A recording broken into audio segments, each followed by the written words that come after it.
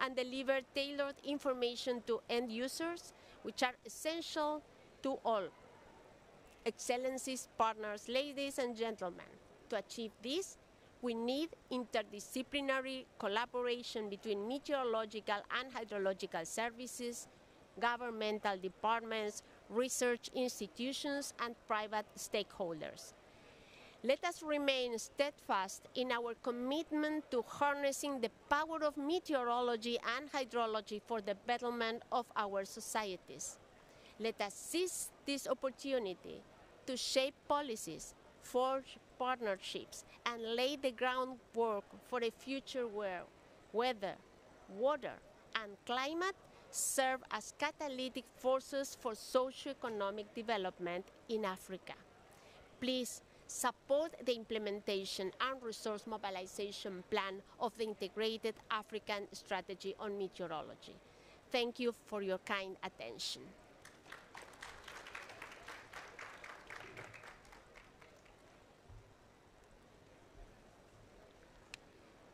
Thank you, Professor Celeste, for this statement. Let me now call Her Excellency Josefa Sacco, Commissioner of Agriculture, Rural Development, Blue Economy and Sustainable Environment of the African Union Commission. Excellency.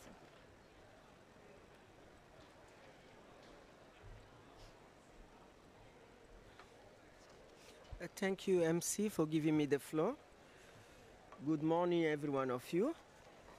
Let me recognize the presence of, acknowledge the presence of Honorable Mike Elton Mposha, Minister of Green Economy and Environment of the Republic of Zambia, and AMCOMET's first Vice President.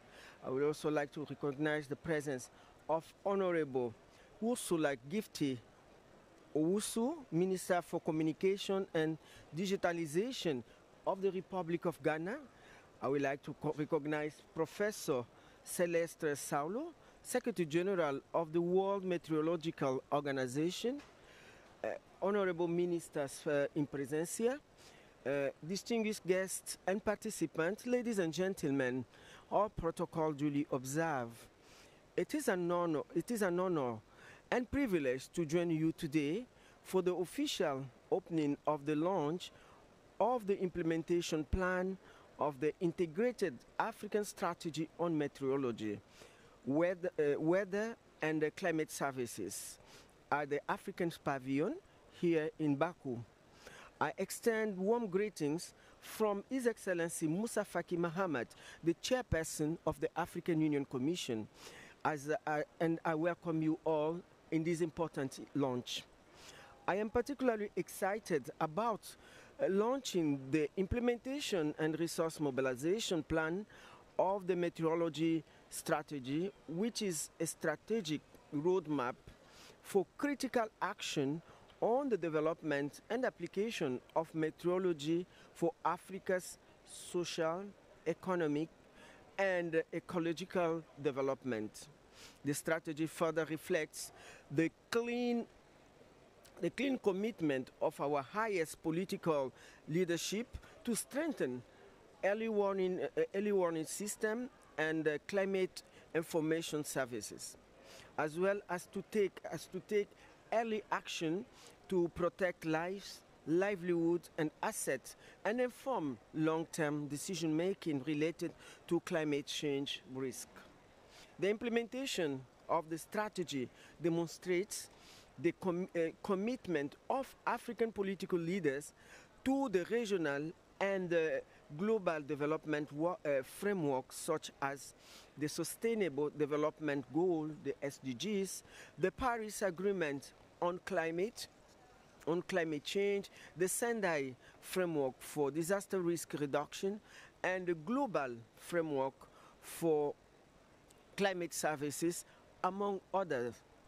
The implementation plan helps to articulate practical action to respond to the African Union Agenda 2063, while setting a trajectory for Africa to respond and align seamlessly with regional and global development frameworks such as the Sustainable Development Goal, the Paris Agreement on climate change, the Sendai, I think I've already. I am encouraged to note that the implementation plan also provides a clear roadmap for translating the integrated African strategy on meteorology strategic pillar into action and transforming the development and application of tailored weather, water, and climate services for social, economic, and ecological development. Excellencies, ladies and gentlemen, the African Union is committed to supporting member states, regional economic community, and various stakeholders in minimizing the continent's potential to contribute meaningfully to climate change mitigation and adaptation endeavors. As we gather here today, I am heartened to see a diverse range of stakeholders, all united in their aim to support our national meteorological and hydrological services. We must continue our efforts to enhance capacity for the production and delivery of a tailored weather, water, climate, and early warning services through initiatives that implement the meteorology strategy, such as climate service, ClimSAV program. In this regard, and as the African Union Commission appreciates the support of the European Union towards our member states' capacity enhancing through the ClimSAT program, I would like to appeal for the support of all other partners towards effective implementation of the implementation plan we are launching today. That is particularly so as the Integrated African Strategy on Meteorology, Weather and Climate Services, among others, call upon us to invest in weather, water, climate, and early warning services is essential for sustainable development. Your Excellencies, ladies and gentlemen, may be aware that the 2026 States of Climate in Africa report, I think Professor has already mentioned it in our own statement, so I will just go as a consequence of all these data that was presented. This will be additional burden on poverty alleviation effort and significant hamper growth, while the adoption of the Integrated African Strategy on Meteorology, Weather and Climate Services by the African Union Head of State and Government provides strategic guidance and coordinated action on meteorology, climate action, and resilience building. We need to implement it effectively, hence the implementation plan, because we formulate and we craft all these strategy, but the implementation is really a core.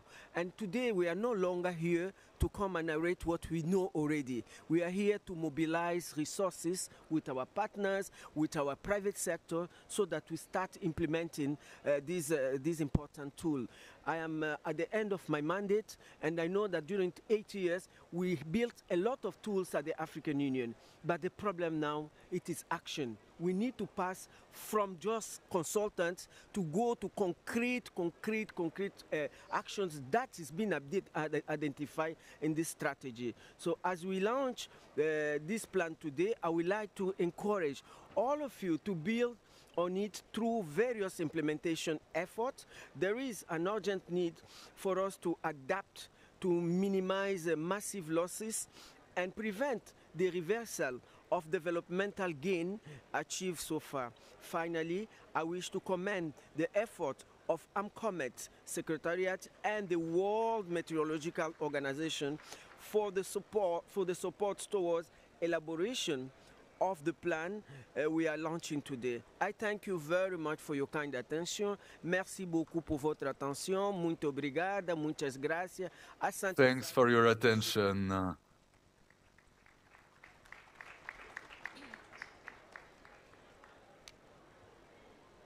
Thank you very much, Excellency, for this statement.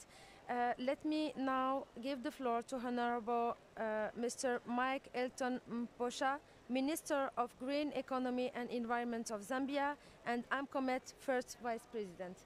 Please.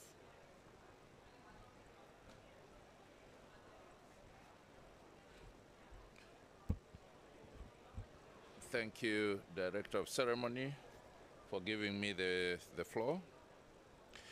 Allow me to start by recognizing and appreciating the officials who spoke before me, Her Excellency Ambassador Joseph Asako, Commissioner for Agriculture, Rural Development, Blue Economy, and Sustainable Environment, African Union,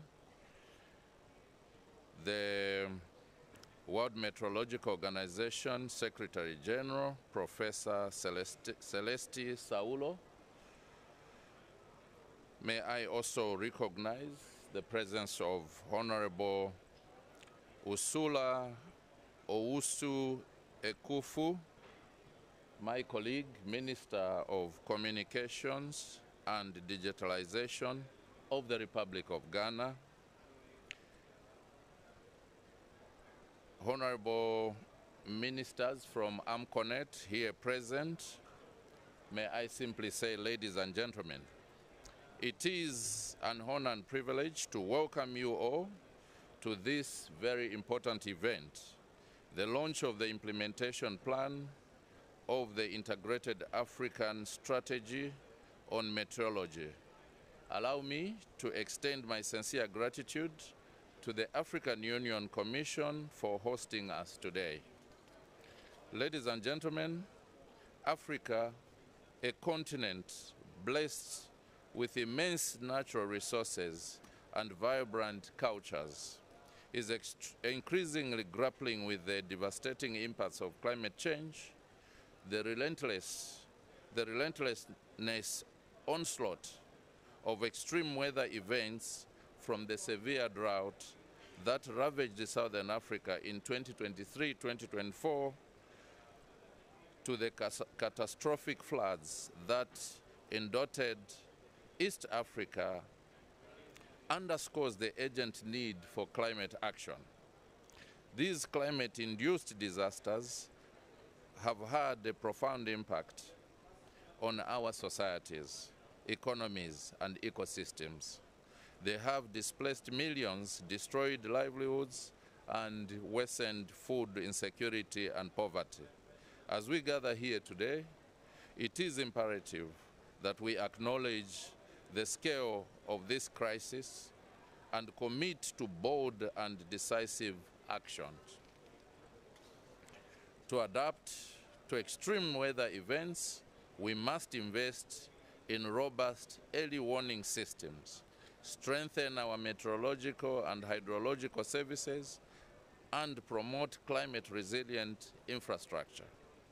By doing so, we can protect lives, safeguard livelihoods, and build a more resilient Africa.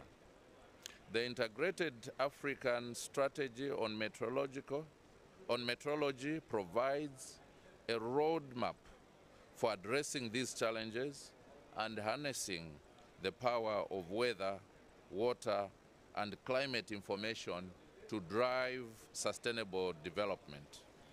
Ladies and gentlemen, the African Ministerial Conference on Meteorology, AMCONET, stands at the forefront of climate science and policy in Africa, focusing on strategies to mitigate climate change impacts and reinforcing national mechanisms to deliver early warning information.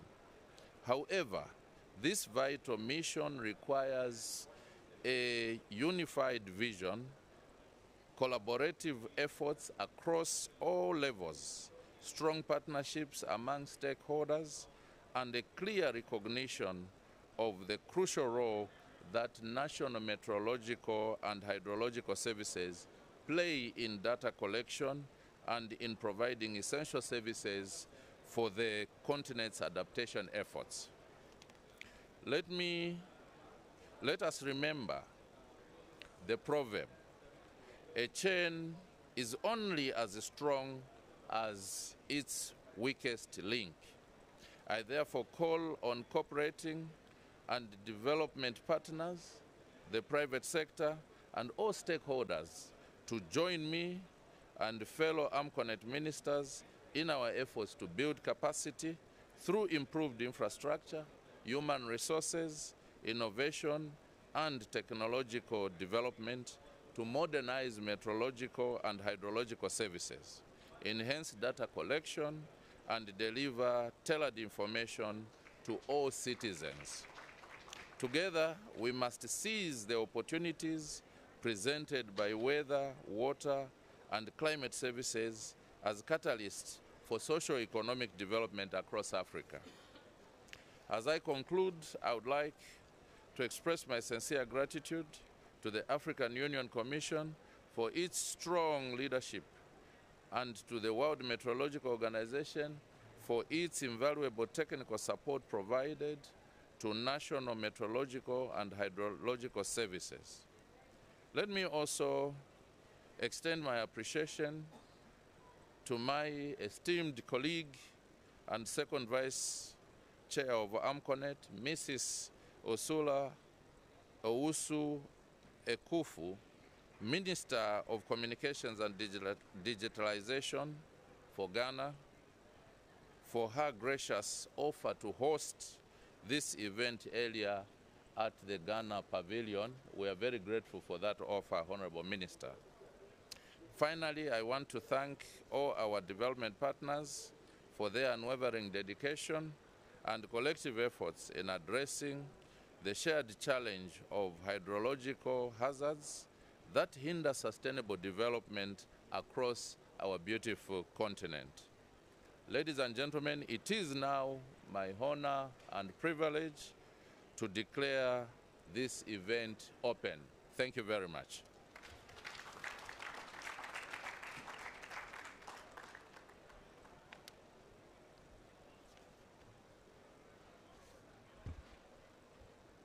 Thank you, Honorable Minister, for these welcoming remarks. Now, let us welcome Mrs. Marianne Diop Kane from AMCOMET Secretariat to give brief presentation of the implementation plan of the Integrated Africa Strategy of Meteorology.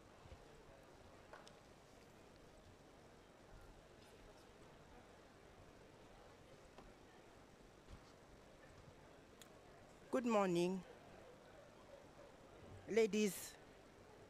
Excellencies, ladies and gentlemen. It is my pleasure and honor to give you a brief overview of the implementation plan of the revised integrated strategy on meteorology.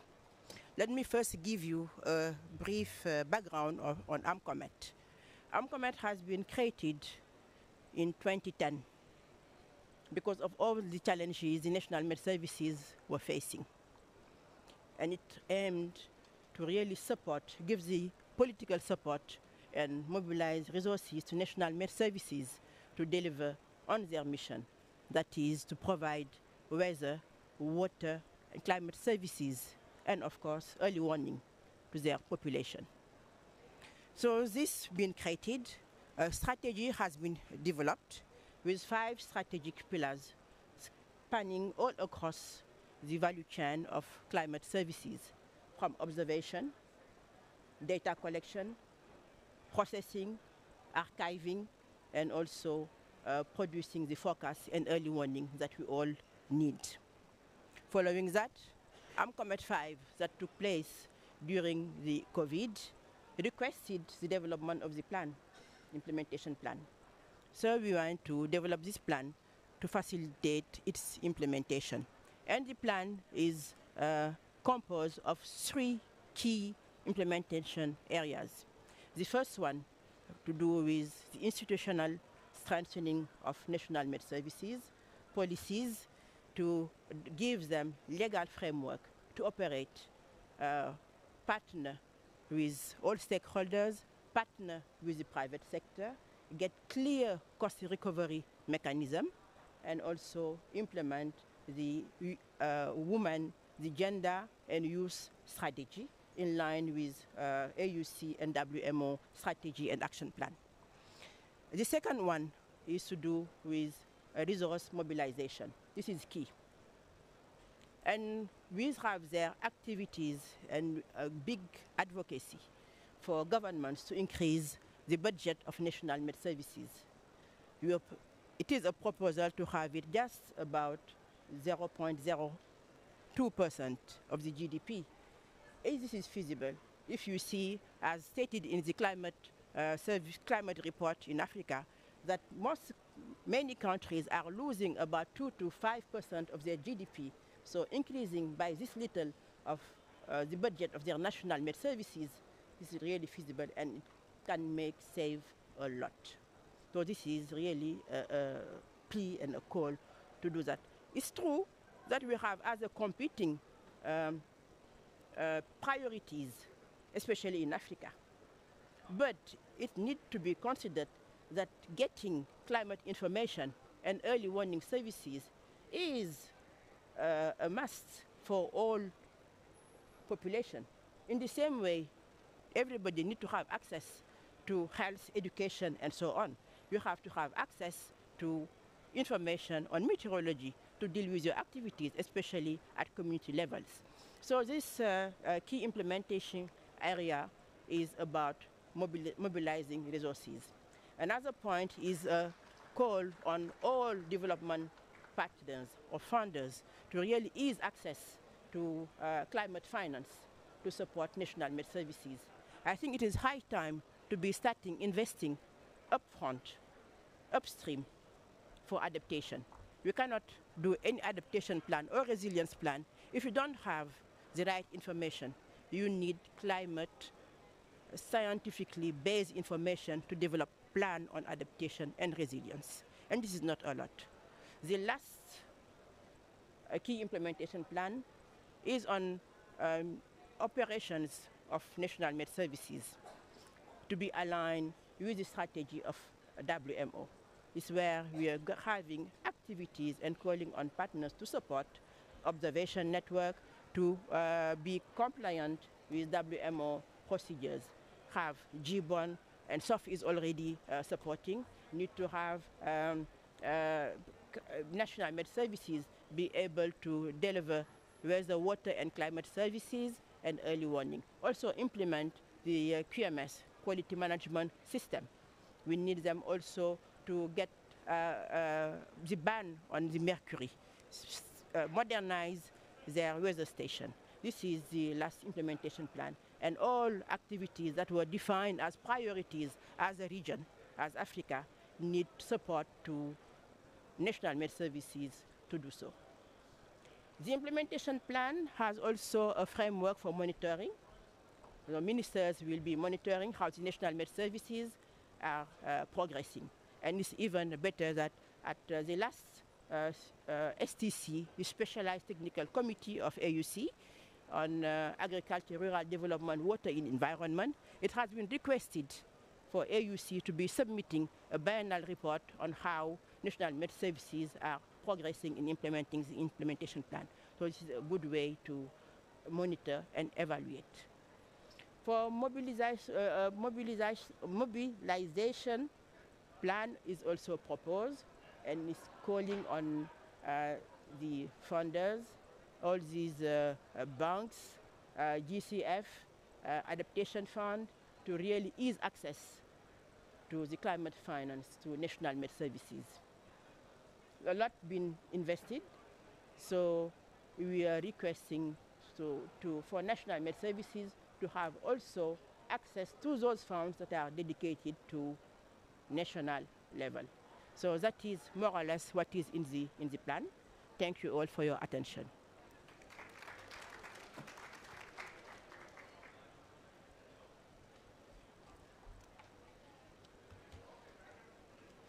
Thank you very much, Marianne, for this presentation. Now, let us launch the plan, and for this, I'm inviting Honorable Minister Mike Elton Mposa to take the floor. Thank you.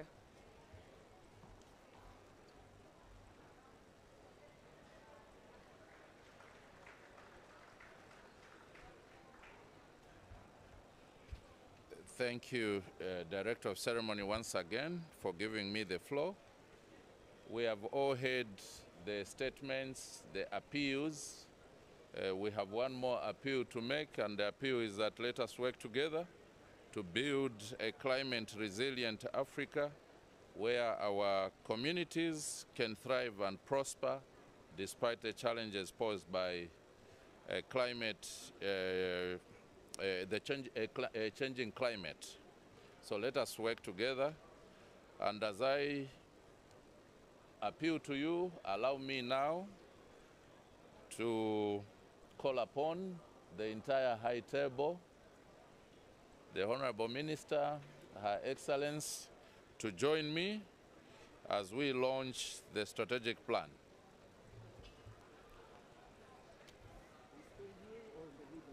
I think we go in the middle, except we will not have the microphone.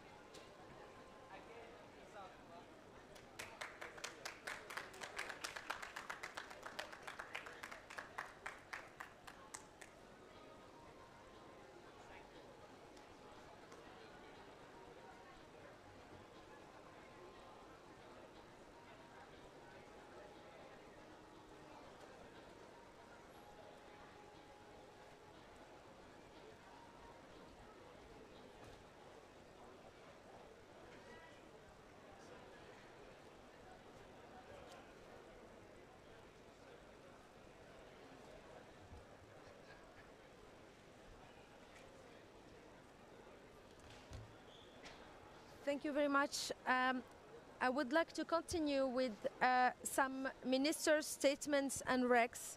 And for this, let me call upon Honorable Mrs. Ursula Owusu Ekuful, Minister of Communications and Digitization of Ghana. Please, Excellency.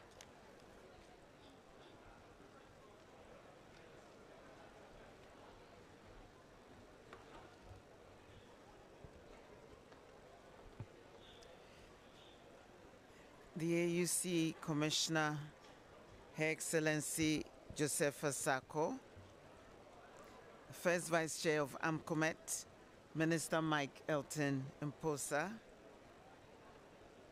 distinguished guests, ladies and gentlemen. It's an honor to represent Ghana at this event on the implementation and resource mobilization for national meteorological and hydrological services. And I bring you warm greetings from His Excellency President Nana Addo Dankwa Akufo-Addo. We all know that Africa faces significant challenges from climate change, with frequent and intense extreme weather events impacting our economies and societies. The 2023 State of Climate in Africa report has already been spoken about, and it highlights the urgent need for action due to the cost to our GDPs annually due to climate-related disasters. These well-known statistics of the impact of hydrometeorological hazards on various sectors of our economies, such as agriculture, energy, health, water, and disaster management, calls for urgent action.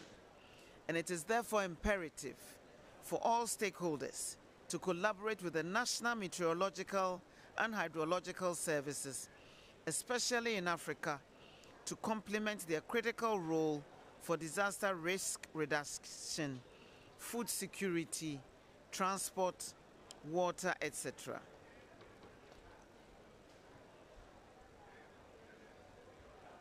Excellencies, as the second Vice President of the African Ministerial Conference on Meteorology, AMCOMET, I'm committed to advancing implementation and resource mobilization for national meteorological and hydrological services to strengthen early warning systems across Africa. This aligns with the integrated strategy on meteorology's goal of fortifying early warning systems for weather, water, and climate-related hazards in Africa. The Ghanaian government has prioritized meteorological and hydrological services, and we have taken some concrete steps to give effect to this commitment. Kindly permit me to highlight some initiatives that we have taken in Ghana to mobilize resources in strengthening our NMHSs for early warning systems.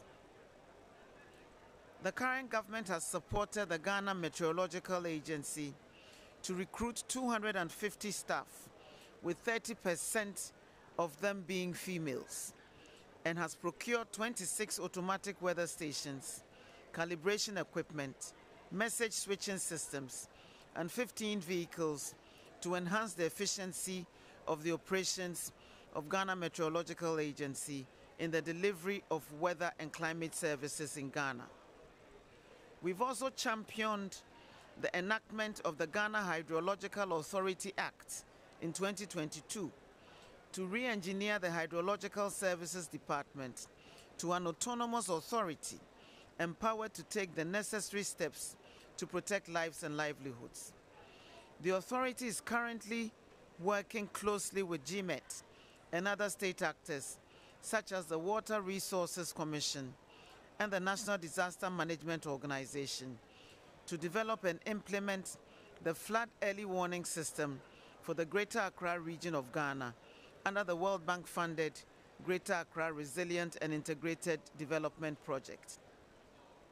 We've also amended the Ghana Meteorological Agency Act in 2019 to provide specific percentages of funding from the Ghana Civil Aviation Authority and the Ghana Airports Company Limited receivables to provide a secure source of funding to GMET. Furthermore, our commitment for digital transformation of productive strategic sectors focuses not only on digital entrepreneurship and agriculture, but also on strengthening key sectors such as GMET for climate service delivery, which is underscored by initiatives such as the Ghana Digital Acceleration Project, which is providing equipment worth $5.5 million to GMET this year. 105 various types of automatic weather stations, 75 desktops and laptops, 120 tablets, workstations and vehicles have already been procured under this project to improve overall responsiveness to our country's environmental challenges and provide reliable data and forecasts for both everyday use and emergency response. Another project, the Food System and Resilience Project, led by the Ministry of Food and Agriculture, also sponsored by the World Bank, has provided 20 synoptic automatic weather stations to GMET to support data collection for improved climate services delivery in Ghana. You have arrived. The Volta Alarm Early Warning System, developed by the Volta Flood and Drought Management Project, is a crucial tool currently used by the Ghana Meteorological Agency, the Disaster Management Organization, the Hydrological Authority, and the Water Resources Commission for real-time monitoring and dissemination of flood and drought bulletins and warnings to stakeholders and the public. Additionally, WMO has supported GMET to implement the Common Alerting Protocol and the Content Management System. The CAP is a global standard tool for early warning systems that facilitates the dissemination of warning alerts through various media channels. I encourage all countries to leverage on this tool to support the implementation of early warning systems and dissemination of weather and climate services. I'm pleased to inform you that Ghana has successfully launched the Early Warning for All and consultative workshop following our discussions at COP28 with UNDRR and WMO on the need to implement early warning for all in Ghana. According to the Early Warning for All roadmap template, it would have required 6 months to complete the roadmap for Ghana. However, at the launch of our Early Warning for All on 29th October this year, I gave the team 2 weeks to complete the development of the roadmap. And as I speak, the draft is ready for finalization. We are glad we're responding to the UN Secretary General's call to build a resilient country. Distinguished ladies and gentlemen, I encourage all my colleague ministers, policy makers, governments, and all stakeholders to support mobilization, strengthen capacity of the National Meteorological and Hydrological Services, and prioritize early warning systems for weather, water, and climate-related hazards in Africa to build a resilient continent. Let's work together to ensure that every African is protected by early warning systems, and together we can build a safer and more sustainable future for all of us on this beautiful continent. Thank you for your attention.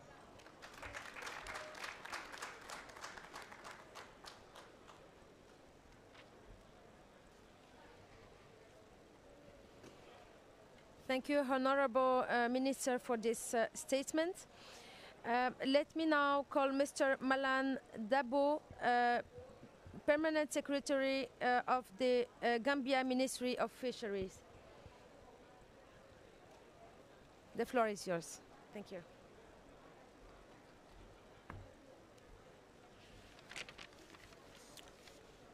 Good morning, Excellencies, ladies and gentlemen. First and foremost, let me extend greetings of the Honorable Minister of Fisheries, Water Resources and National Assembly Matters, who is unable to participate.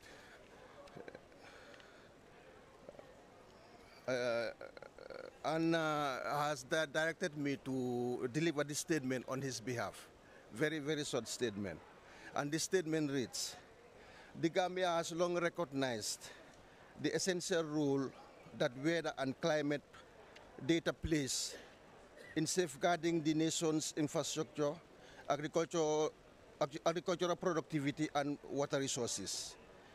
The endorsement of the launching of the implementation plan and resource mobilization of the Integrated Africa Strategy on Meteorology is a natural extension of the Gambia's commitment to enhancing these areas through improved meteorological services.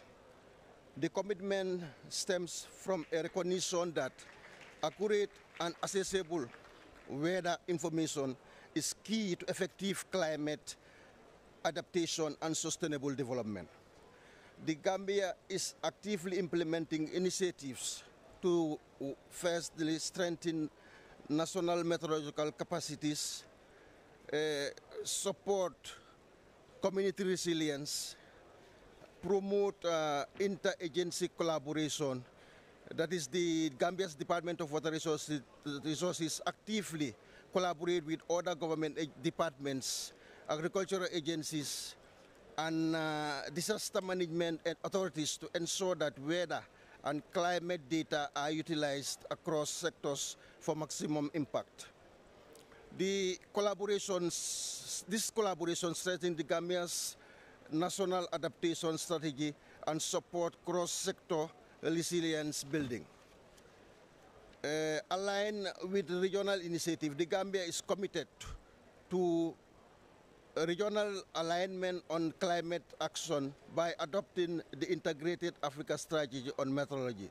The Gambia reaffirmed its dedication to ECOWAS and African Union initiatives, working in concert with other African nations to build shared capacity and resilience through sharing best practices.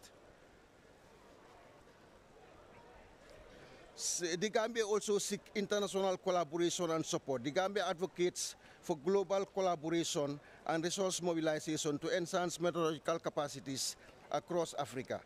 This includes calling for technology transfer, investment in infrastructure, and capacity building initiatives that will empower African nations to address climate risks. In conclusion, by aligning with the integrated Africa strategy on meteorology, the Gambia underscores its commitment to a future where enhanced weather data fortifies our economy, protects our ecosystems, and builds a safer, more resilient society. We pledge to continue supporting this initiative and collaborating with partners to advance Africa's meteorological capacities for sustainable climate resilient growth.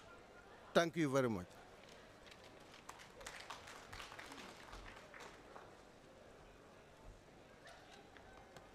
Thank you very much for this statement.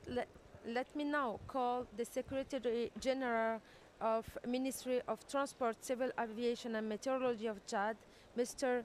Dihulne Laurent.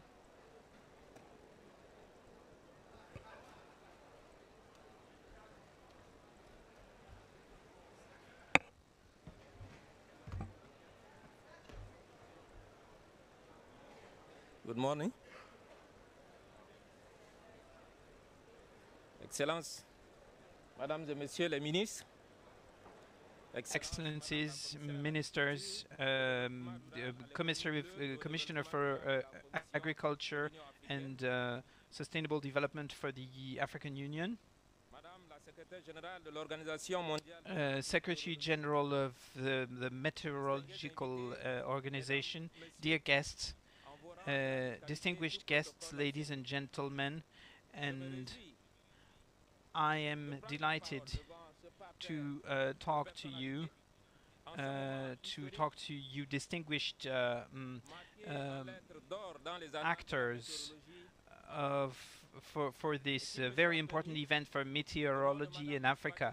And please let me, in the name of Fatima Gouwende, the Minister in charge of Civil Aviation and Meteorology of Chad, let me thank the Ambassador José Fasango, who's Commissioner for the Agriculture and Blue Economy and Sustainable Development of Africa. I would like to thank them for inviting Chad to take part into this event dedicated to the launch plan of implementation of African meteorology. Please let me reaffirm that we adhere to this strategy and we support the COMET, which is our common organism to favor meteorology and its application in our region. Excellencies, ladies and gentlemen, the climate is changing quickly and our environment is becoming more and more unpredictable, so the role of hydrology and meteorology services is very important, which is now visible for the economy and other sectors. And this importance of our sector was reaffirmed by the African strategy, which is for Chad a very important strategic document. And I would like to appreciate the value of the launch of the strategic plan. I'm calling for a renewed commitment of the international community to support African initiative with this plan.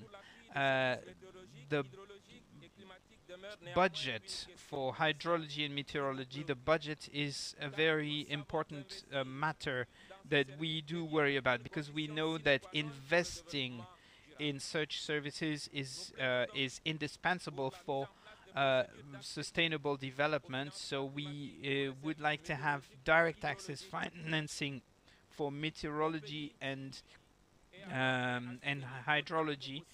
And my country will support any initiative that would make the plan more operational in their continental strategy. The mobilization of resources, we are sure, will be a good answer to the daily worries of meteorology and hydrology services in Africa in general and in Chad in particular.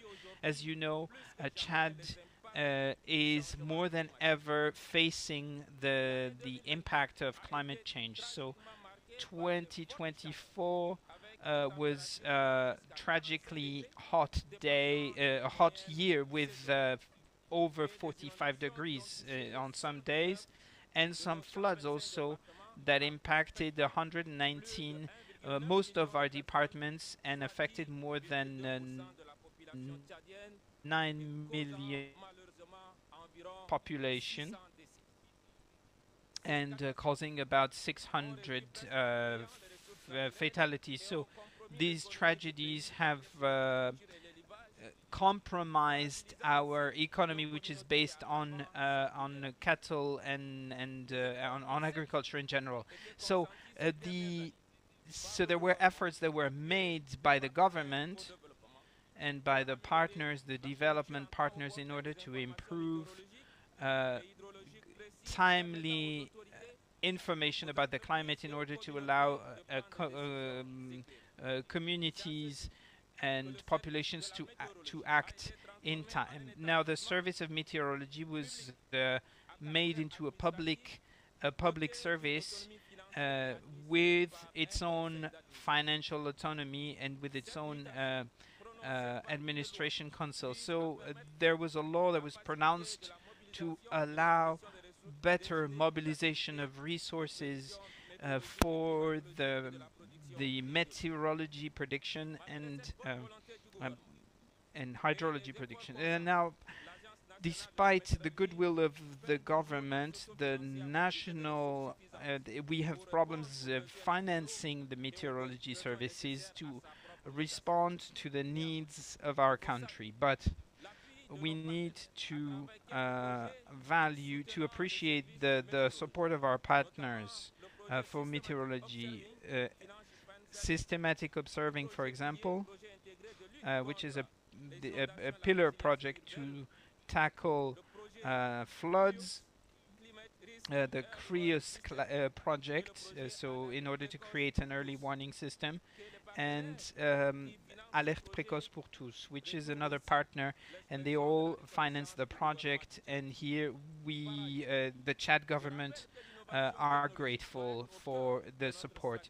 But I would like to repeat that we need to adapt as soon as possible, and as the ministers have said, technology such as AI and satellite observation systems can help us respond to meteorology challenges. So technology is essential in order to make our services more efficient and more precise.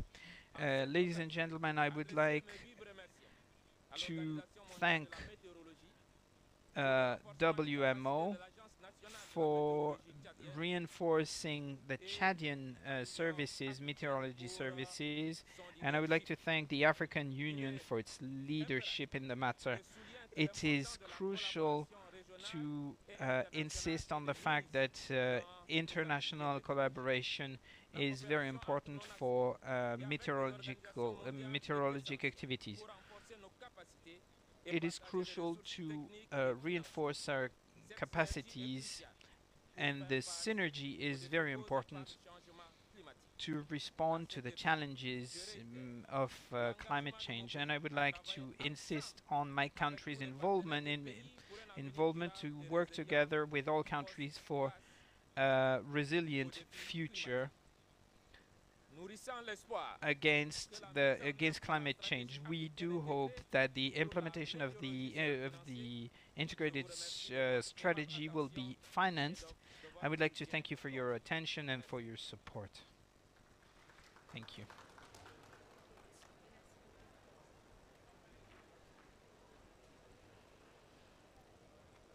Merci pour cette Thank you for your intervention. I'm from the Ministry of Transport, and thank you to the services, meteorology and aviation in Chad. In this session, Mr. Mikko Ollikainen, Head of Adaptation Fund. Please.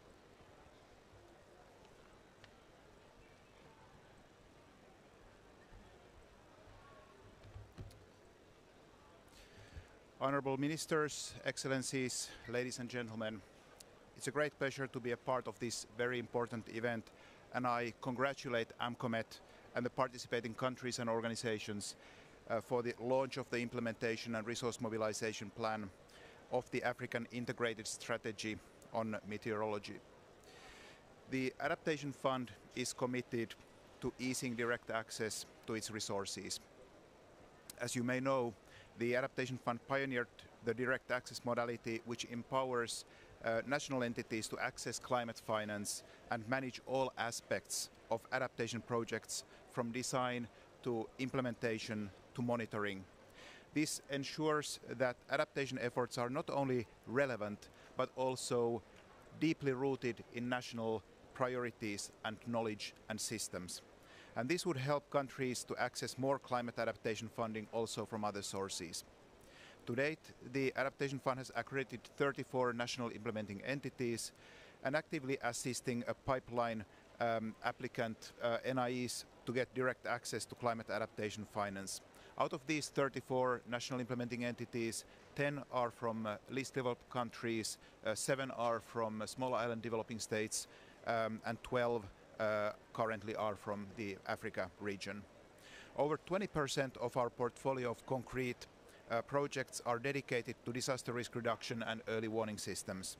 The number of early warning systems is one of the core indicators of the fund.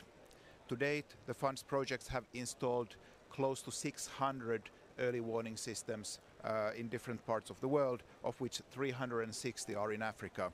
Both small-scale early warning systems at the local level and large national and even regional systems. In closing, I would like to remind that the Adaptation Fund is supporting the United Nations goal to have early warning systems for everyone on the planet by 2027. WMO is one of our multilateral implementing partners, which can of course channel funding to and work with national hydromet agencies, but we are also open to continue our work in expanding our network of national hydromet agencies as implementing entities and as executing partners. Ladies and gentlemen, I thank you very much.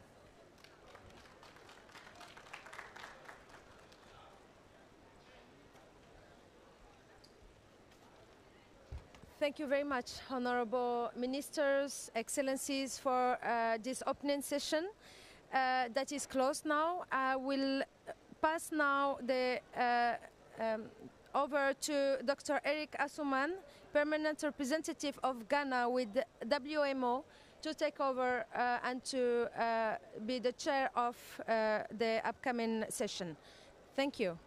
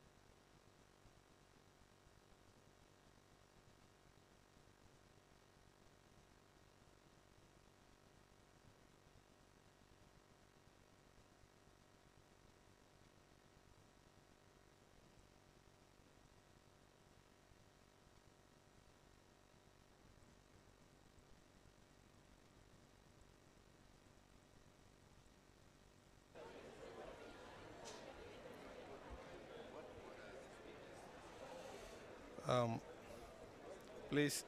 Hi. My ADB friend. Yes. And what are the speakers? You just said, I think I understand the time is fast spent, so we may not, even all the speakers will not get to speak. Yeah, but that's okay.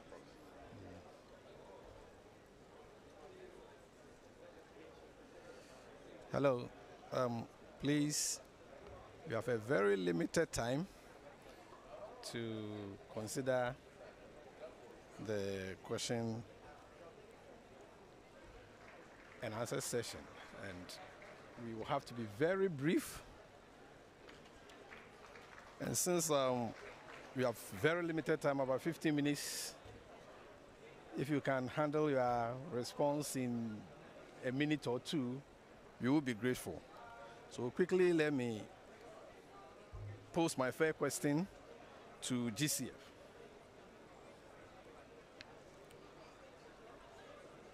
Current procedures for assessing climate financing do not provide direct access for national meteorological and hydrological services. If the National Meteorological and Hydrological Services need any support, they have to go through a very robust process and they can access funds directly. What steps should be taken to enable National Meteorological and Hydrological Services to access climate funds directly and strengthen their capacity to deliver tailored service and early warning system essential for climate adaptation? GCF, you can take that question. Do you have GCF here? Okay. Then I can see FDA, African Development Bank here, right.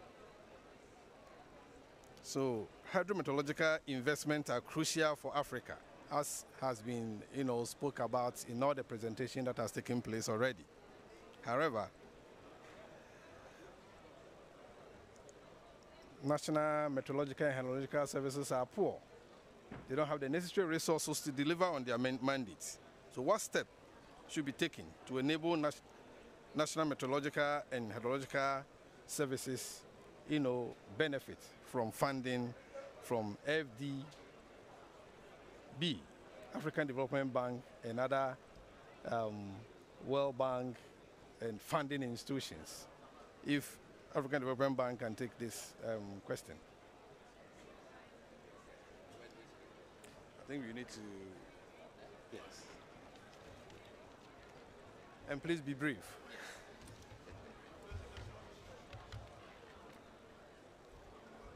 Thank you very much. And let me be brief. Let me first of all say that we are very pleased from the African Development Bank to be part of this dialogue. And we congratulate the African Ministerial Council on Meteorology for the launch on the strategic plan for driving investments in hydrometeorological services in Africa. Let me say that as the bank, we will contribute to two strategic pillars. There is the pillar on the improved observational networks, data access and processing, and also the pillar on enhanced capacities for production and delivery of climate services. So we're very interested to work with AMCOMET in delivering its mandate on those two pillars.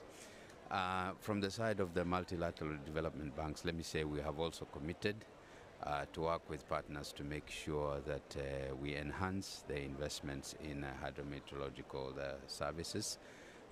Under the Hydromet Alliance, we have about 12 or 13 partners who are coming together to make sure that our investments in hydrometeorological services are coordinated. Under the Hydromet Alliance, we have of course formed the Systematic Observations Financing Facility that Professor Celeste talked about, that is already providing $62 million to 23 African countries. From our side, we have provided almost $74 million in technical assistance to an additional 25 countries in Africa to enhance their meteorological observations. We have also provided additional resources to help those countries recover from the negative impacts of extreme weather events. But I should say that at the moment we are closing ranks. We are coming together under the United Nations Secretary General's Early Warning for All initiative to make sure that we can all contribute to the development of risk knowledge, to enhancing observations capacity and focus for African countries, to also make sure that we have enhanced delivery and dissemination, and also we support response and recovery mechanisms. Let me say that for our part, we have just launched the Africa Climate Action Window that is now going to support 23 projects across 23 African countries with almost $160 million over the next 3 or 4 years. And we are looking to other MDBs and other partners to also join hands in enhancing these investments to African countries. Let me stop there for now. Thank you very much. Thank you. Thank you, African Development Bank. I think my next question quickly will go to UNDP. Is UNDP here? It's not. UNDP is not here. Okay, so do we have UNFCCC? Okay. So you play a very critical role in promoting adaptation to climate change. My question is, what are the main barriers to implementing and possible solution to effective early warning system across Africa? You have a minute or two, maximum 2. Thank you very much. Good morning, all protocol duly respected. This is a very important question, and to respond to it in a minute or 2 is, well, maybe I just jump through the points. The first thing is having in place infrastructure, and I wouldn't be able to elaborate on that. But we also see that there is a critical need. One of the barriers that we're also coming across is also the issues of data and having the technical capacity that is required to be able to understand these things. Let me just zoom into this one. The fact that you have early warning systems, people need to understand them. So you have an early warning system, but I always like to add at the end of the early warning, interpretation. Because if the message is there, if you hear an alarm go off and you don't know what it means, the local people will still be as confused. They will not know what that means, right? And then the number 3 element that I wanted to touch on is the funding constraints. We also would see that even in the global stocktake outcome that was adopted in Dubai, there was emphasis that international community and the financial mechanisms of the UNFCCC, which is GCF and the GEF, should make available funding for the implementation of national early warning systems. Of course, I'll stop there and happy to take other questions. Thanks. Thank you. Let me quickly go to UNECA. You have been publishing state of climate reports in Africa. And my question is, what are the implications of these findings for sustainable development in Africa? And if you can add, in terms of socioeconomic impact, how can we increase the budget of National Meteorological and Hydrological Services in the context of competing priorities? In 2 minutes. Yes, thank you very much. And in the interest of time, all protocols observed. Firstly, we have heard already from the previous session the cost of climate events on the continent. 2 to 5% of our GDP, and sometimes up to 9% of national budgets in unplanned expenditures on responses to climate and extreme weather events. And recall, these impacts are happening at only 1.1 degrees warming. And the projections are that, firstly, Africa is warming faster than the global average, and that these impacts are going to accelerate in the next few years. So it becomes more challenging for the continent to build resilient economies, especially given the challenges of mobilizing resources, adequate, predictable climate finance. And this is compounded by the debt burden that is facing the continent. And so more and more funds are being diverted away from social services. And in this regard, in fact, investments in hydromet services are the lowest priority for our continent. So given the limited fiscal space available, We think that, firstly, development partners such as AFDB, the climate funds, philanthropy, and so on, should support NMHSs with resources to invest in adequate observation and early warning infrastructure. But secondly, also, private investment should be encouraged. And in this regard, AMCOMET should finalize and implement protocols to guide private sector participation in generating, analyzing, and disseminating hydromet data and information. My institution, the Economic Commission for Africa, is also actively involved in current initiatives aimed at reforming the global financial system and architecture through the Sustainable Debt Initiative, which is aimed at unlocking further resources for investment in social services, including hydromet services. So I'll stop there. Thank you. Thank you. Thank you very much. Quickly, let me move to IOC. IOC. So my question still stands. What can you do, or what strategy can be put in place to ensure that National Meteorological and Hydrological Services have access to funding to build their capacity to enable them provide weather, water, and climate services to support our economies and ensure that we save lives and properties? Thank you very much. First of all, probably some of you don't know me. See, like a small boy. See, who's that small boy? I've been working for 33 years with the Seychelles Meteorological Authority, and I'm pleased to represent the Indian Ocean Commission and my minister responsible for meteorology. How can I answer this question? I prepare something very long, and then to cut me now in between, it's like very challenging. But I will try to find the pieces that I can talk in 2 minutes. What I see, which is very interesting, especially for the Indian Ocean, is that actually we are implementing a very big project called the Hydromet project in the Southwest Indian Ocean. But at the same time, we are seeing that there are many other initiatives coming up.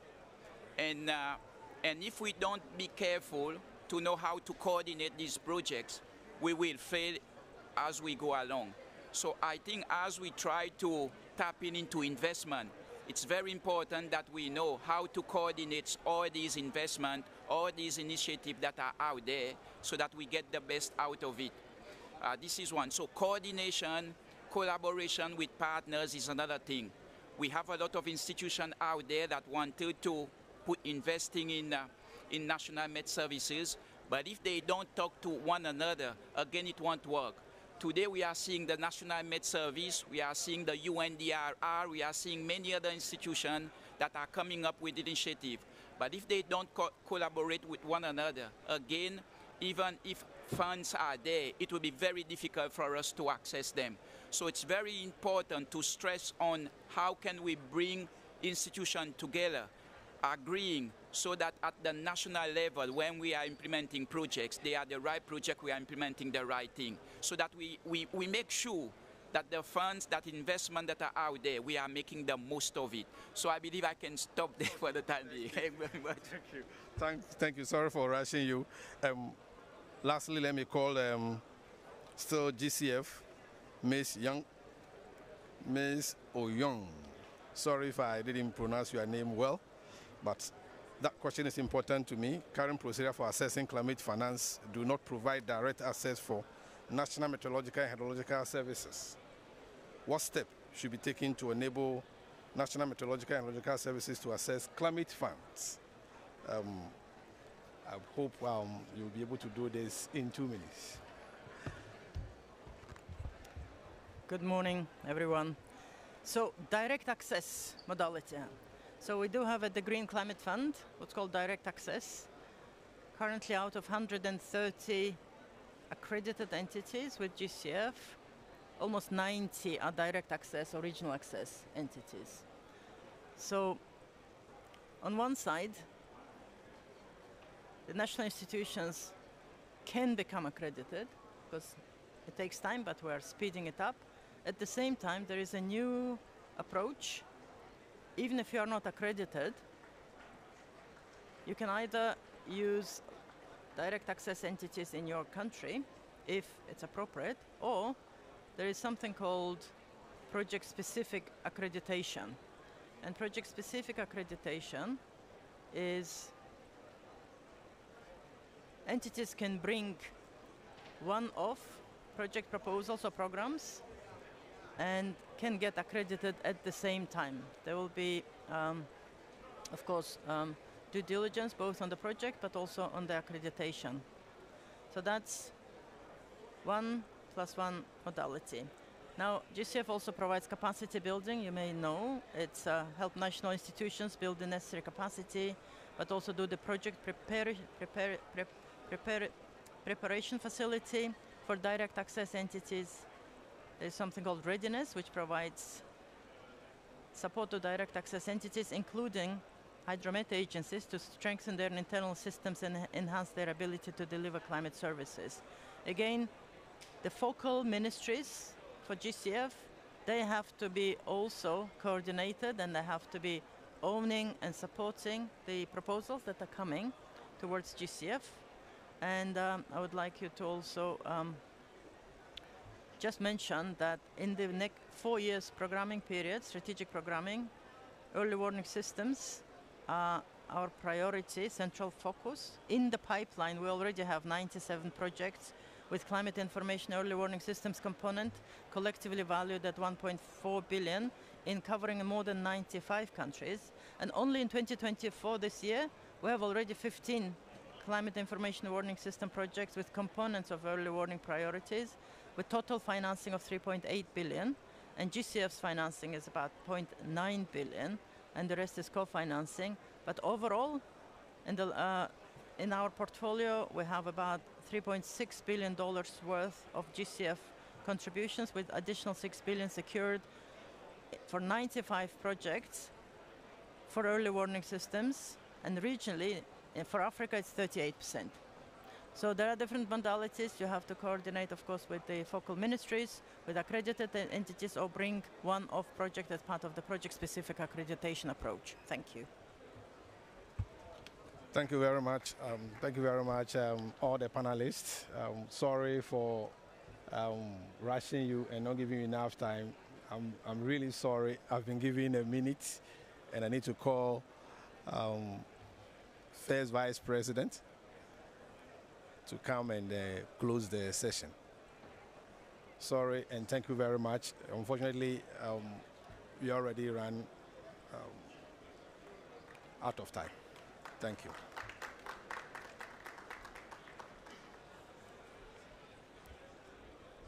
Thank you, Director of Ceremony.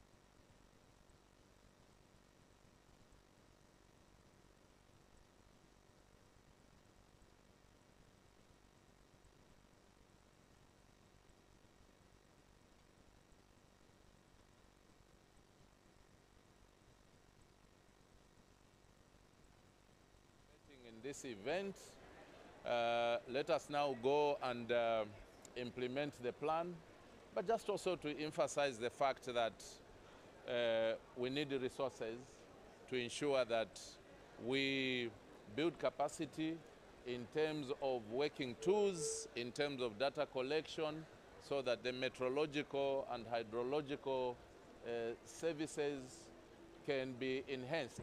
We should be able to collect data. We have to support the directive by the Secretary General of the United Nations, who has underscored the importance of early warning systems, that each citizen must be entitled to this information to be warned early enough.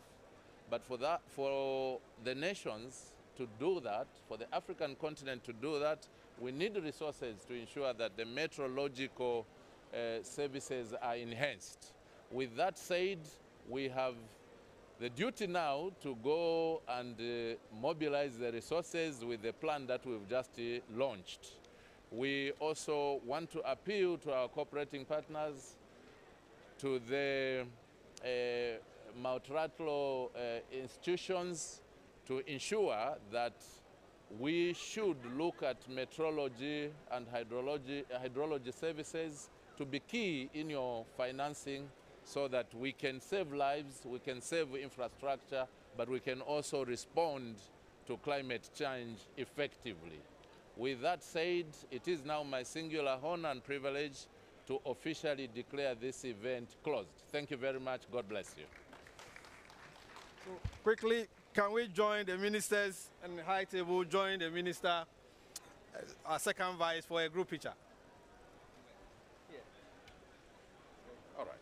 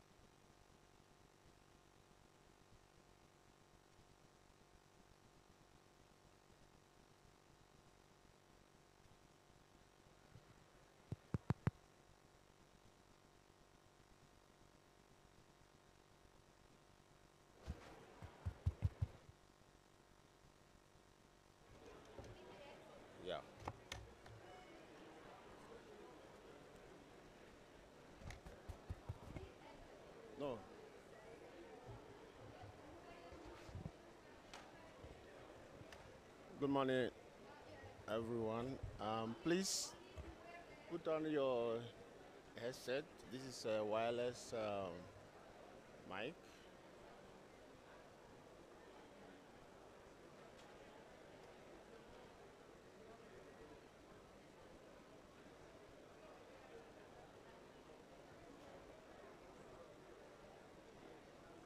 You need a headset to be able to hear the moderator and the speakers.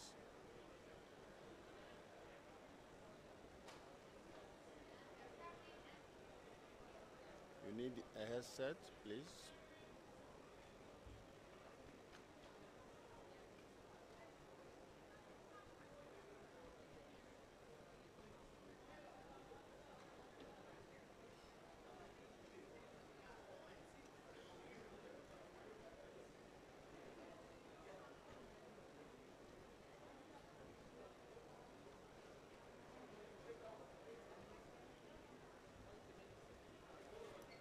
That lady is the minister.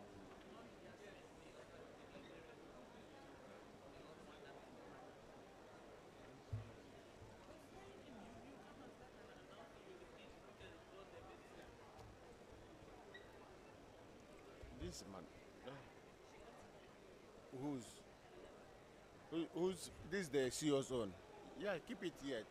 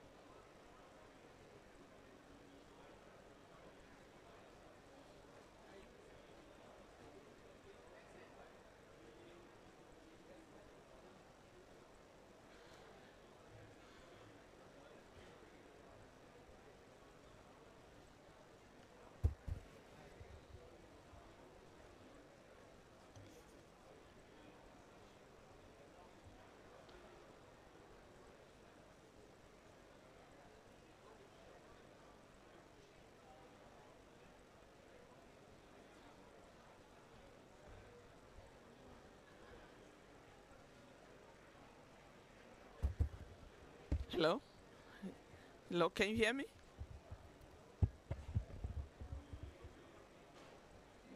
You have to wave it? Hello? Can you hear me? Okay. Good. Thank you. Good morning, everyone, and we want to welcome you to the first high-level event of the NEPAD agency.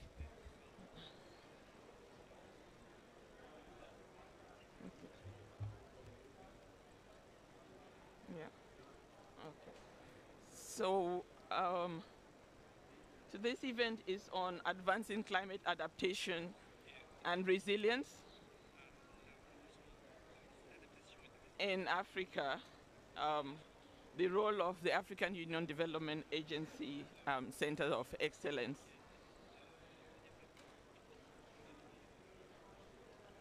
So adaptation has always been a priority for the African continent. And it's even more so now than ever before. In recent months, we are seeing increasing severe impacts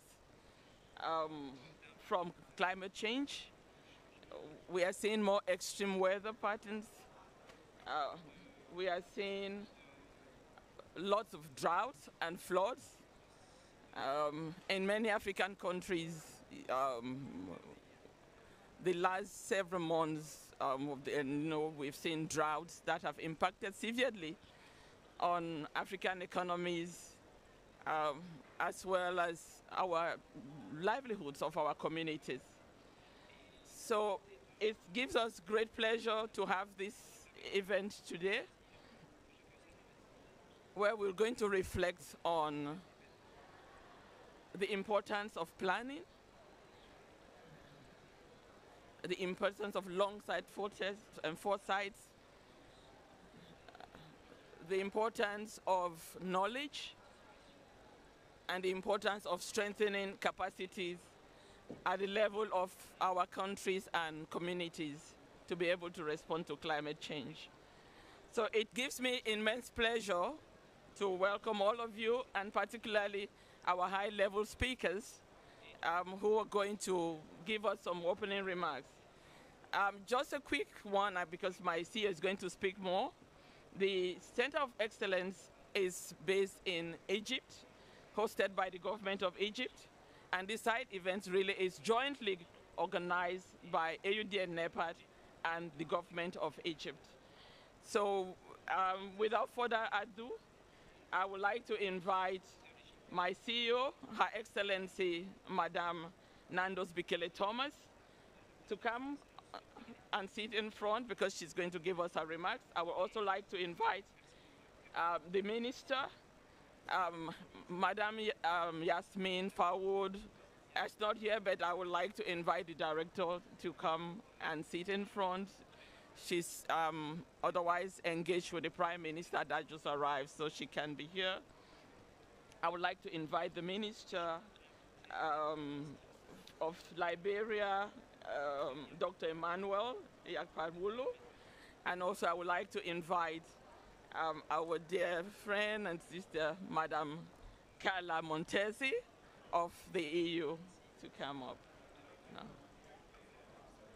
I would like to also invite my dear brother from the African Development Bank, Dr. Hamoud Dosuma. Come on board.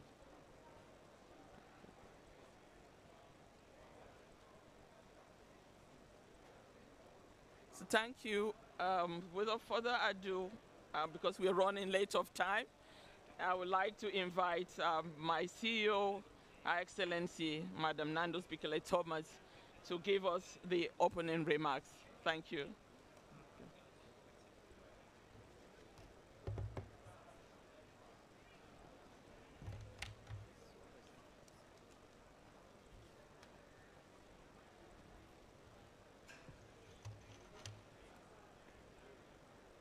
Thank you very much. Oh, is it this one or this one?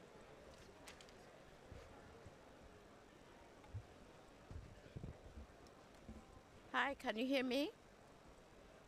Is it audible? Yeah, okay. Excellencies, esteemed partners, ladies and gentlemen, I would like to recognize the representative of the government of Egypt, the Director General, who is standing here on behalf of the Minister of Environment, who we're told has gone to the airport to welcome the Prime Minister.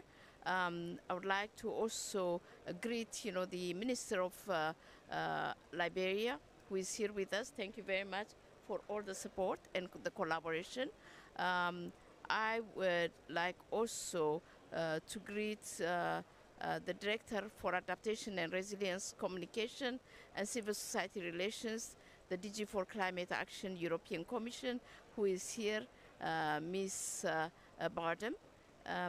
Would also like to recognize Professor Tony Nyong, Director for Climate Change and Green Growth, and also the lead negotiator for Africa on adaptation. Each one of you, ladies and gentlemen, excellencies that are here with us, you are all distinguished in your capacities, in your respective capacities, and I would like to say, you can't hear?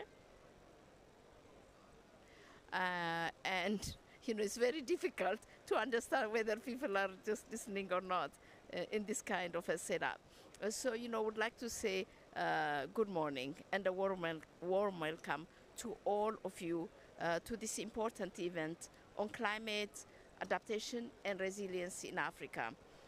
I would like to acknowledge the presence of my dear sister, who is not here even in her absence, Dr. Yasmin Fawd, Minister of Environment of Egypt, and all the others that are, here with us, that have been partnering in making sure that this center becomes a reality. It took a long time, but today, it has become a reality. The escalating impacts, ladies and gentlemen, of climate change, whether seen in rising temperatures, extreme weather patterns, or environmental degradation, are no longer, forecasts, but they are immediate realities. We see them, under our eyes, affecting millions of lives and livelihoods in Africa. Globally, as you know, the call for climate adaptation has never been louder or more urgent. Around the world, communities are being pushed to their limits as they face more frequent and severe climate shocks. But while the need for action is universal, the burden is not evenly shared. Africa's most vulnerable communities are often on the front lines of this crisis, enduring droughts, floods, and other climate-induced disruptions that threatens their livelihoods and survivals. It's against this background and backdrop that our NEPAD is committed to driving a continent-wide response to enhance climate resilience. Climate adaptation is not just a policy priority. It's a matter of survival for the people of Africa. Our continent, ladies and gentlemen, must not only adapt, but must also thrive in the face of these evolving challenges. This brings us to the heart of today's message, the strategic significance of the African Union Development Agency NEPAD Center of Excellence on Climate Adaptation and Resilience. The center, as you know, is an embodiment of the African Union's collective commitment to ensure that Africa is not just a passive recipient of global adaptation strategies, but an active leader in crafting solutions tailored to our unique context. The center is dedicated to advancing Africa's capacity to adapt to climate change by focusing on three critical areas: building expertise, generating knowledge, and fostering innovation. Its mission is clear: to transform Africa's climate adaptation landscape, enabling our nations to respond more effectively to climate risks. From a continental perspective, the center will support national and regional efforts in addressing climate change through collaboration and shared learning. The center will act as a hub where policymakers, scientists, practitioners, and innovators, and the private sector come together to co-create solutions that strengthen Africa's resilience. It will facilitate the exchange of best practices, ensuring that African-led solutions are at the forefront of climate adaptation efforts. This is not merely about responding to immediate crises, but about embodying or embedding resilience into the very fabric of our development strategies. At the national level, ladies and gentlemen, at the national level, the Center of Excellence is designed to provide critical support to African governments as they navigate the complexities of integrating climate adaptation in their development plans. It will equip our countries with the technical expertise needed to design robust adaptation strategies that align with national priorities. Through training, capacity building, and technical assistance, the Center will empower our nations to develop climate-resilient agricultural systems, strengthen infrastructure, and protect vulnerable communities from the devastating effects of climate change.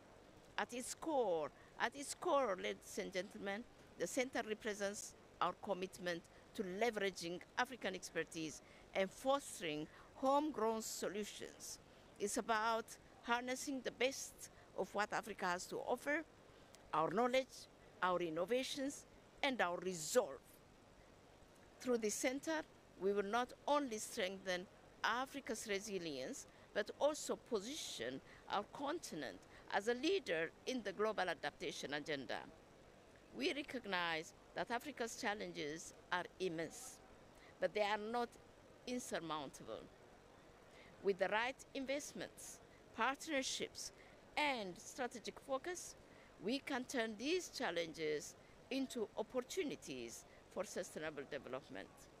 We count on the partnerships of institutions such as the Global Center on Adaptation, with whom we have a formal collaboration, the European Commission, and I'm glad that there is a representative here with us, and we hope that there will be continued support from our member states. And I know it's not a hope, but they are really determined to make sure that the support is there, because we don't have any choice anyway. Excellencies, ladies and gentlemen, let's seize this moment to reaffirm our commitment to a resilient and sustainable future for Africa. The Auda Nepad Center of Excellence on Climate Adaptation and Resilience, under my leadership, is committed to supporting African countries as we transform the continent's vulnerability into strength and its challenges into opportunities for growth.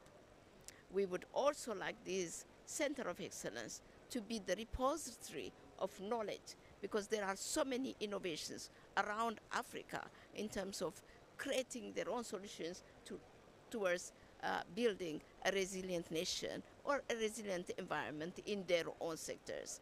And all these are fragmented and they're everywhere.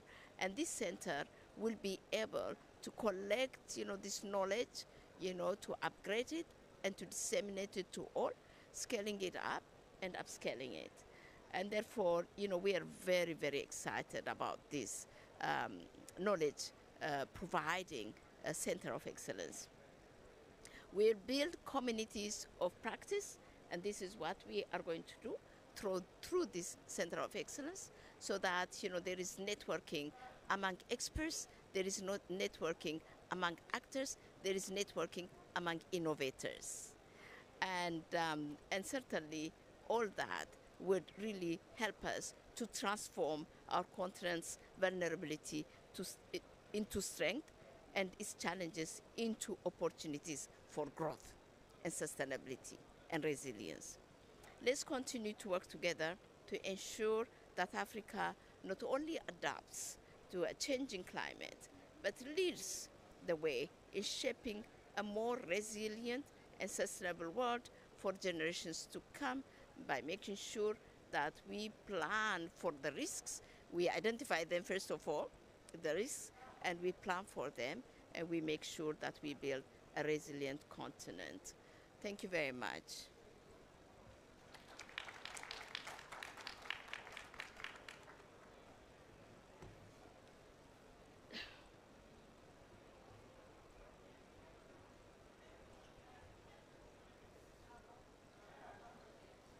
Thank you, CEO, Your Excellency, for those welcoming and opening remarks. I think the CEO has presented the objectives of the Center of Excellence and highlighting, of course, the role that it will play in providing expertise and knowledge to African member states, fostering knowledge, co-generation of knowledge with different partners and actors, being a repository of knowledge, including best practice and those practices that have not worked so well, because it's a learning opportunity,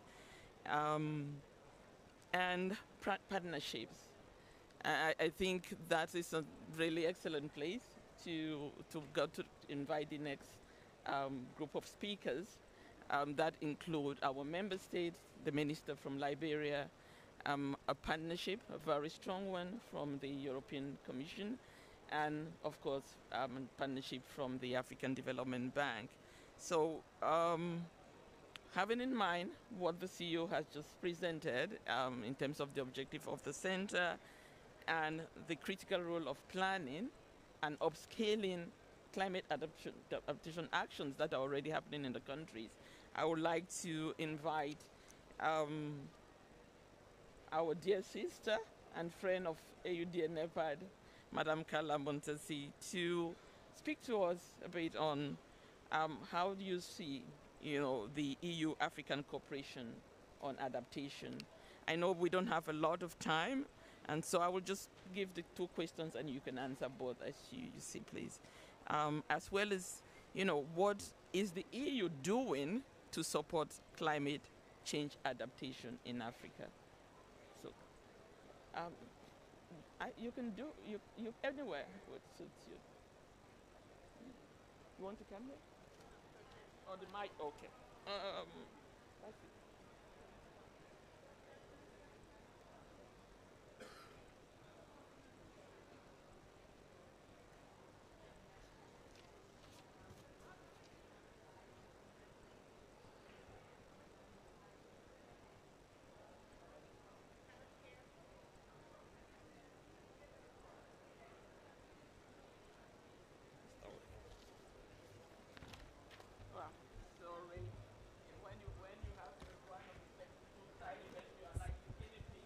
Sorry. Apparently the micro is not working, so let me take the floor from here, and I would like to start with my warm congratulations to the CEO, to ODA, NEPAD, and Egypt for the establishment of this Center of Excellence on Climate Adaptation and Resilience. Of course, as was mentioned just by CEO, creating capabilities and expertise is clearly an important step forward in strengthening African capacity to the adaptation. Now, I would like probably start to mention that when we talk about climate finance, EU is strongly engaged. Allow me just to remind the numbers.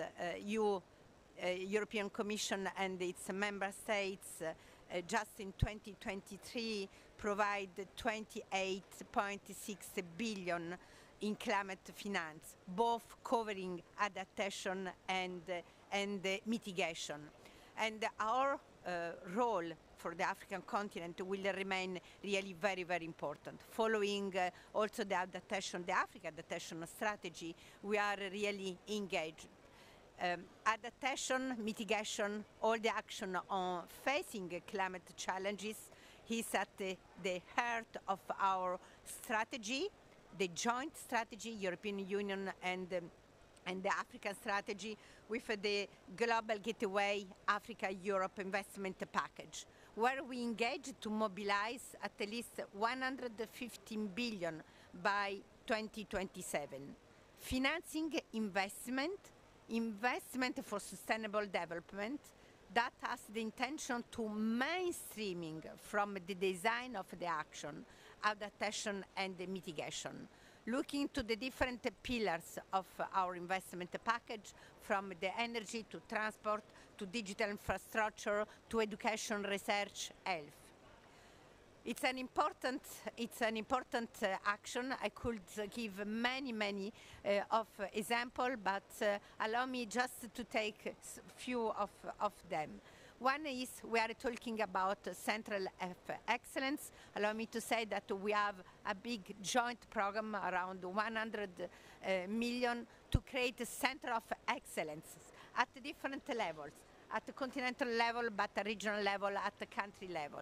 And as was mentioned by the CEO, creating Center of Excellence is really very important because we need to build capacity, we need to be expertise, we need to increase knowledge, we need to ensure that at the country, regional, continental level, we succeed to integrate a mainstreaming adaptation into all the policies and the policy framework.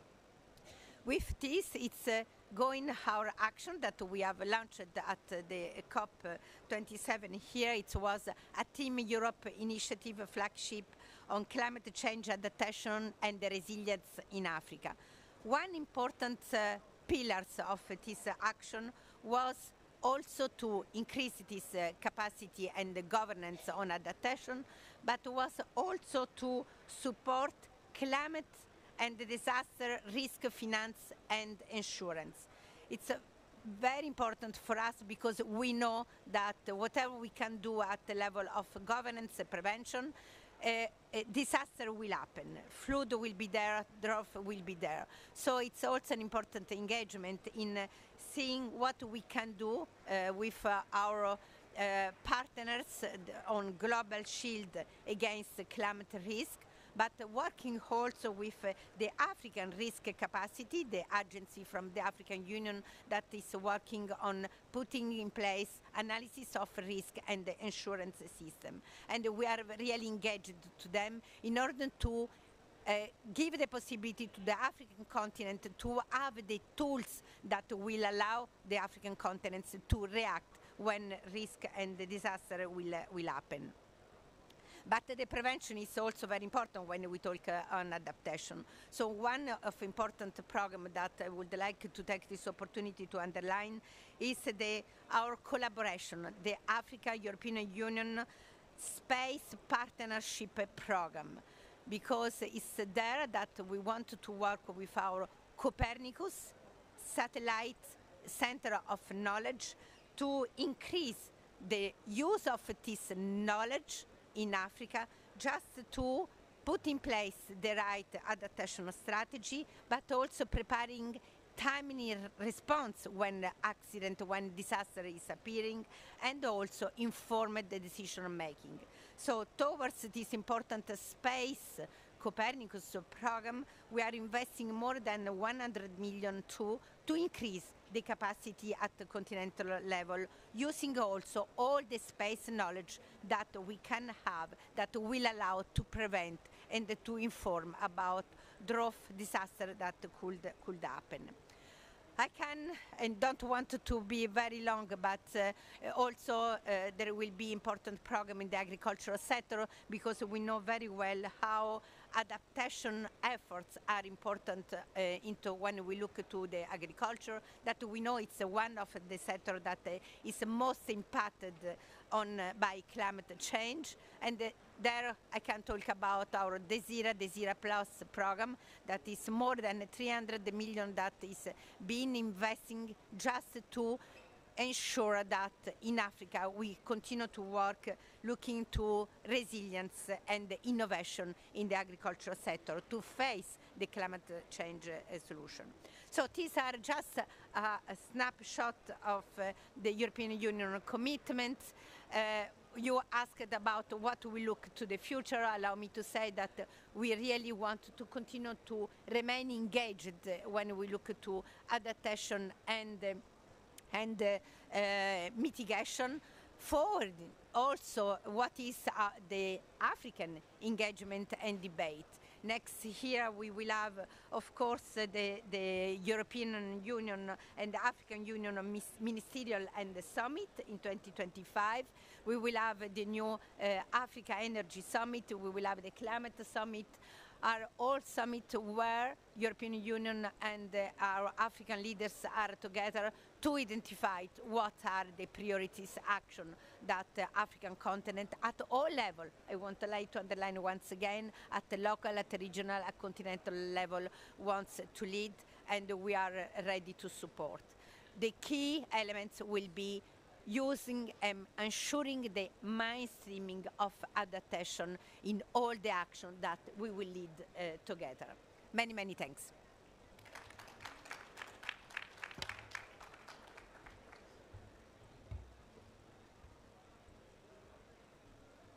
Thank you so much, Carla, for letting us. The EU is doing a lot, and the future is bright for that collaboration to start. And I think that it really resonates with the idea of the Center of Excellence, because a lot of this initiative, a lot of good work is happening. There are tools there, and the Center of Excellence can really help to bring the knowledge and experiences from all these different EU initiatives in the function of a repository.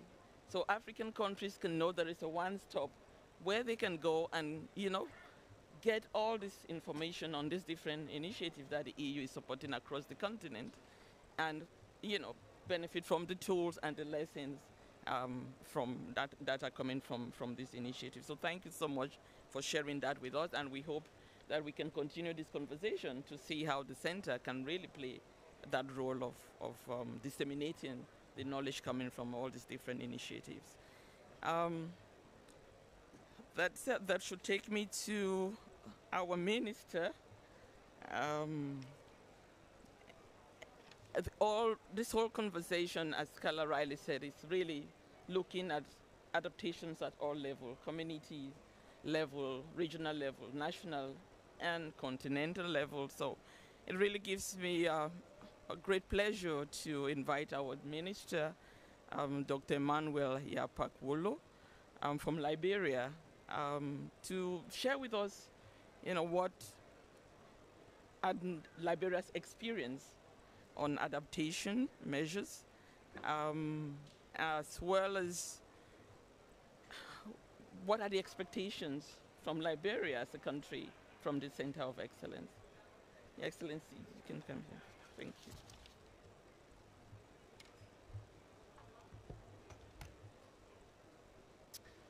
Thank you very much for inviting us to speak here, the Center of Excellence. Fellow leaders from the continents and our colleagues from the EU and everyone present here. It's nice to be here and talk about what is going on in Liberia, but how that relates to the Center of Excellence.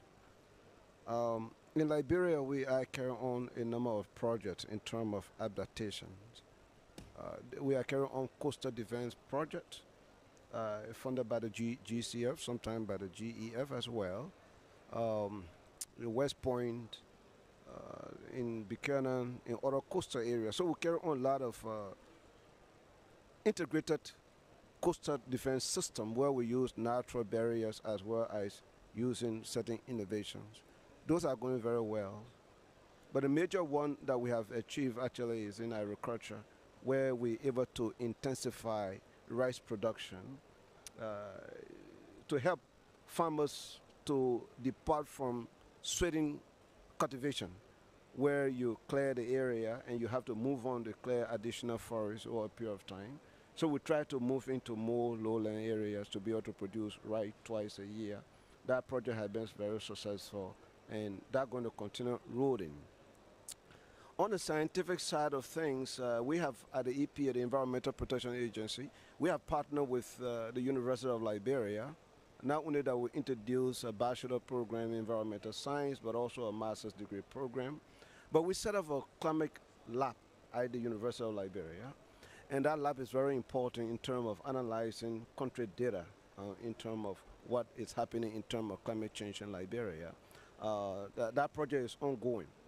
At the EPA itself, we are about to build a state-of-the-art laboratory where we'll be able to analyze a lot of issues in Liberia. And this especially the one we're doing at the EPA, I mean the one from the University of Liberia, we got funding from the Canadian government through Novasphere. We are very grateful to them. But the one that we are doing at the EPA, a little over $100,000, we're raising the money at the EPA itself because we do raise money. And so we're saving small money because you put your money to where your mouth is. I think it's important. Having said that, I want to say a few words about the Center of Excellence. And then based on that particular thing I said in terms of put your money to where your mouth is. You heard the story say knowledge is power. Don't underestimate that statement.